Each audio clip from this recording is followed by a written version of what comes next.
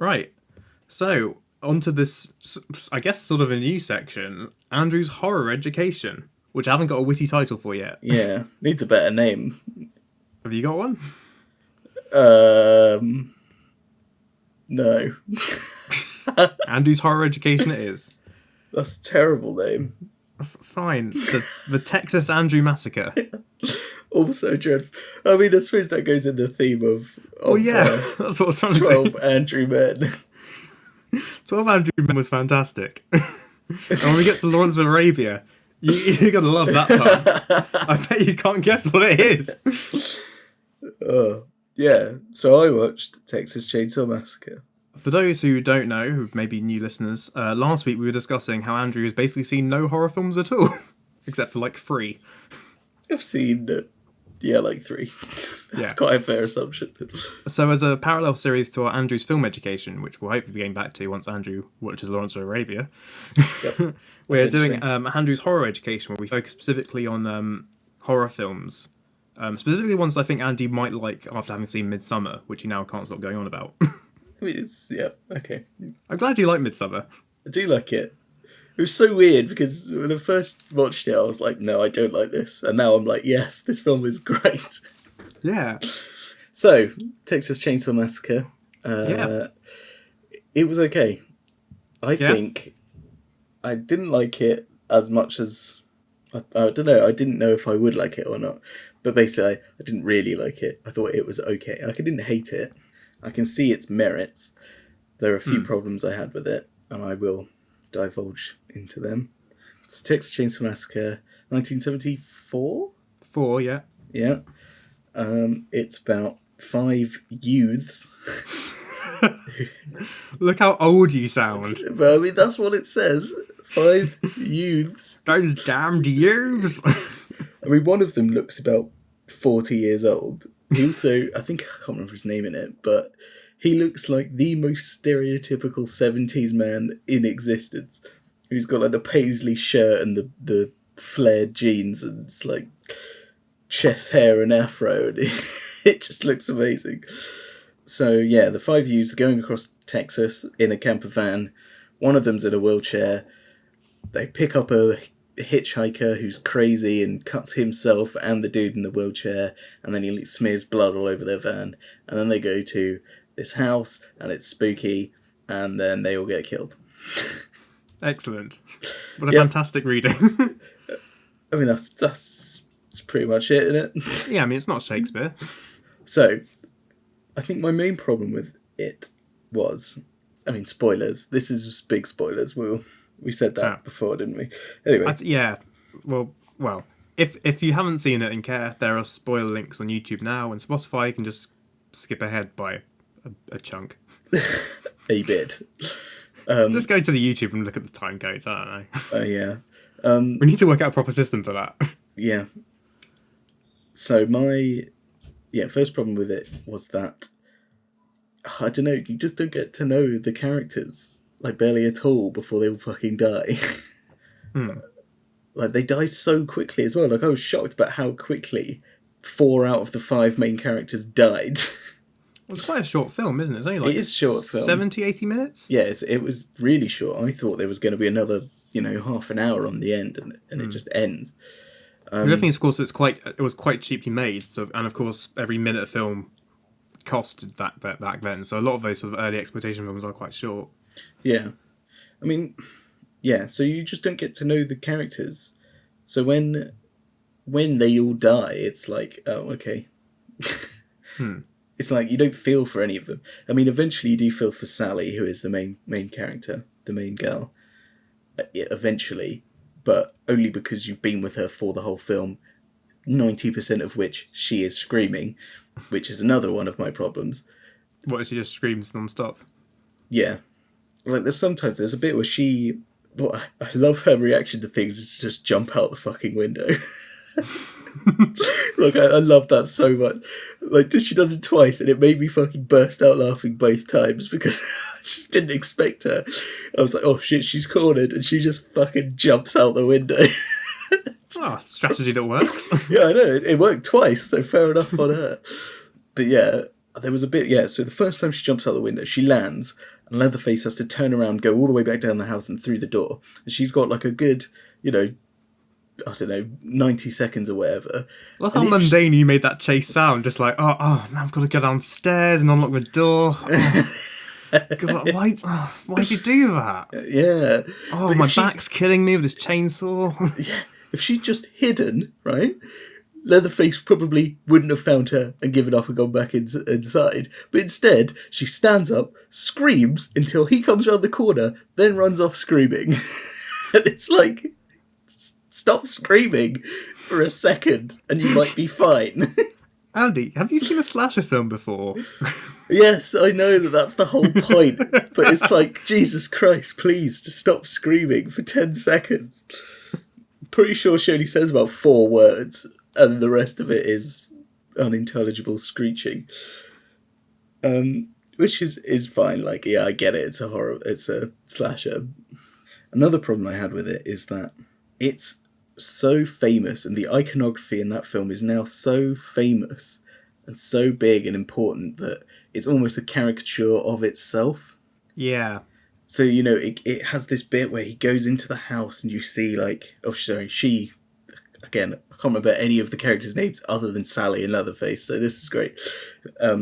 But the other girl goes into the house, into the spooky house, and she looks around this room and there's there's skulls everywhere, and there's skeletal hands, and there's a sofa made out of body bits, and it's like, I know, maybe back then that would have been really, really spooky and scary, but right now this looks like a fucking Asda Halloween advert.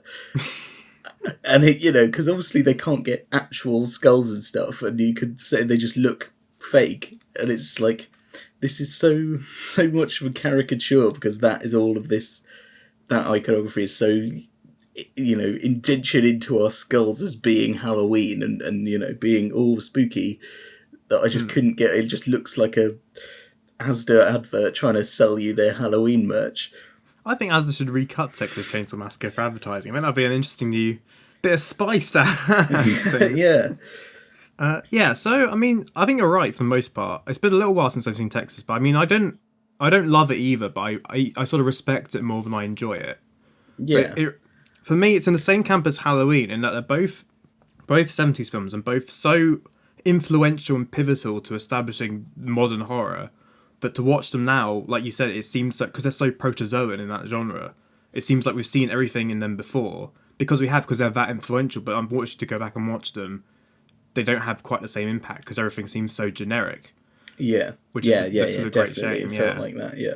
I do enjoy Texas Chainsaw Massacre more than Halloween, though, and mainly because so like I was saying last week, that last half hour where she's like having dinner with them, I don't know if it's to do with the the set design as such, or the costumes and makeup, or what, but something about that scene is so horrifically uncomfortable. Oh yeah, that is a bit... There was another thing, comparing to Midsummer quickly. You know how I was talking about the lamentations in Midsummer? Yeah. And how that's used to comfort her. Whereas in Texas Chainsaw Massacre, when she's screaming at the dinner table, she's tied down, she's absolutely screaming, completely losing her shit. And the creepy dude and everyone else, they're just screaming with her as well. They're screaming and they're laughing, and it's mocking her, and it's that's such a complete flip of the coin, because that's just obviously making everything worse for her. Yeah.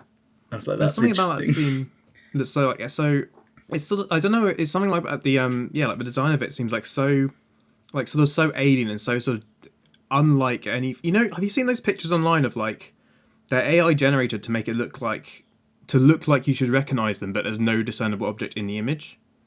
Right. No, I haven't seen them, but okay, I'll send you some afterwards. I might link one in the YouTube description as well, just for reference.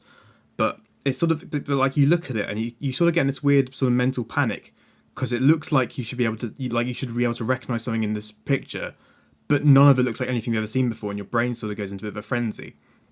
And the end of Texas Chainsaw reminds me of that. There's something so horrific about the designs in that, but it just triggers some weird primal fear in you in the way that good horror should. And to the extent that I can't even visually recall much of that scene, because it's almost blotted from my memory, because my brain was just so sort of frazzled by it. Yeah. Which I think is the mark of a great horror. for me, like by far the most uncomfortable and horrific part was like the grandpa or whatever he was called, like the the shriveled old husk of a Yeah, person in the that's the one. chair who they cut her finger and stick it in his mouth, and it's like that was the by far the most uncomfortable and unsettling bit for me. And I don't know Yeah. why. Like, he literally plunges a chainsaw into someone's face, and I was like, whatever. But he sticks a finger into an old man's mouth, and I was like, no. Well, exactly, because that's the thing, because, gore isn't actually that scary. It's gross, but it's not terrifying in the same way. But, like, that, I think that sort of plays on fears of, like fears of germs and, like, the unclean, and also sort of the fear of the old and shriveled in a way. There's a lot of sort of little fears being mixed together there, which I think is probably actually the key to a lot of good horror, is mixing lots of sort of common fears into one sort of image. Yeah. It was okay. So another thing I want to say is, I watched this thing that Mark Kermode said about Texas Chainsaw Massacre, about it was in like his top 10 horror films of all time or whatever for him, like films that have actually scared him. And he said when he first saw it, the moment when you first see Leatherface, he got like actual chills, and Yeah. it really scared him, and he like really vividly remembers that bit and it being really scary. So I was really ready for that bit to be really scary. Well, if you watched it beforehand and you knew it's coming. Well, no, I never watched that bit before. I just heard what Mark Kermode had said about it, right? Right. So that really, really over-egged that bit, because the first time you do see Leatherface, he sort of opens a door, grabs a dude and shuts it again, and I was like, okay, that was the most scary bit for Mark Kermode, was it? I was like, how? Well, yeah, but consider he watched that in 1974 as an impressionable teen. Yeah, I suppose. And again, yeah. this is going back to the problem with... I can imagine in seeing that in 74, it would have been absolutely terrifying, because there would have been nothing else really like it. Well, that's the thing you've got to consider with all this. Like, if you consider... Like, we were sort of talking about Breakfast at Tiffany's last week. Like, at the end of the 60s, sort of like counterculturalism. So, the death of Hollywood is relatively new. And the closest we got to a slasher film before was Psycho, which is basically just a murder thriller. Like this, like everyone says Halloween is people say Psycho is the first slasher film, which isn't true, and then they'll say Halloween is the first proper one, which also isn't true because it's Texas Chainsaw Massacre, which predates Halloween. Yeah. Like, so I mean, to see this in the day would have been like terrible, because you're right. There was nothing else really at all like it when it came out, and like to go from like what we would have been seeing in cinemas in the 60s to then a decade later going to something like that. It's a terrifying. 70s was really when like modern horror was invented. It was quite a lurch, really. Yeah. I was also surprised about how little gore there was. Like, there was obviously there was a little bit, and I can imagine that in all the sequels and remakes they really hammed it up. Oh yeah. But it almost served to make it better, I think, in a way.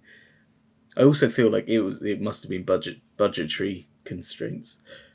But it was good. Like the some of the stuff, how a lot of the characters got killed off screen, which makes it more horrific. So I'd say also it might be an issue with censorship as well, because of course when it's quite, when I was saying like it's sort of such a jump in horror, you've sort of got to do steps at a time. Obviously, the BBFC will throw the book at you, as they did with Last House on the Left, which came out 2 years later and is still one of like the most gory films ever made or something. Right. Yeah, I think it was good at the time, but at the moment, watching it and it just ended, and we were just sort of like, I don't know, unimpressed. We looked at each other. Me and George were just like, meh. It was okay. Like, I definitely don't hate it, but no. But, and just to end off, do you like that last shot with Leatherface just swinging the chainsaw in the air? It's just in sunset. Yes. Isn't that such a great shot? Oh, that's something, a very good positive. Like, some of the cinematography in that film was amazing. Yeah, again, considering like the budget and like stuff, like they took some time to get some really nice shots in that film. Yeah, there was a lot of really, really artistic shots as well that just look amazing.